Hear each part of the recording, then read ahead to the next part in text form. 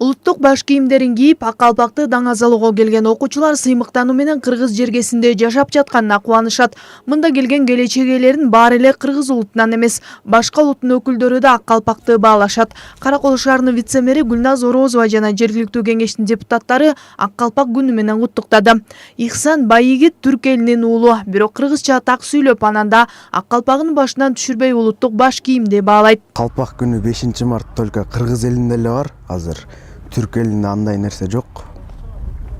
Ошо кыргыз элинин калпак күнү менен куттуктайм.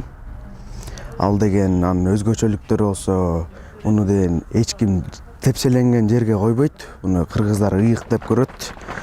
Эми эч ким тепселөөчү бийик жерлерге коюшат.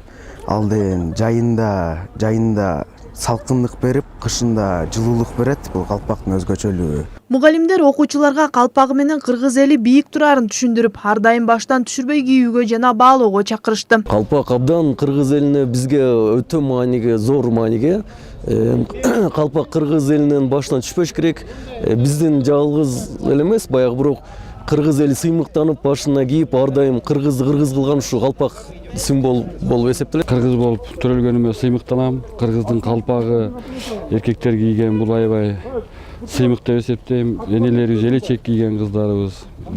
Негизи эле бүгүн эле майрамда эле кийбей, бул калпакты жогуш элечекти аябай күнүмдүк турмушта кийип турса аябай жакшы көрүнүп, сулуулук болот эле деп эсептейм. Ооба, бүгүн кыргыз жергесинде ак калпак күнү жалпыга сиздер көргөндөй жогорку деңгээлде белгиленди. Каракол шаарында мындай жаш жигиттер ак калпакты кийип, кыргыз элинин улуттук баалуулугу калпак экенин даңазалашты.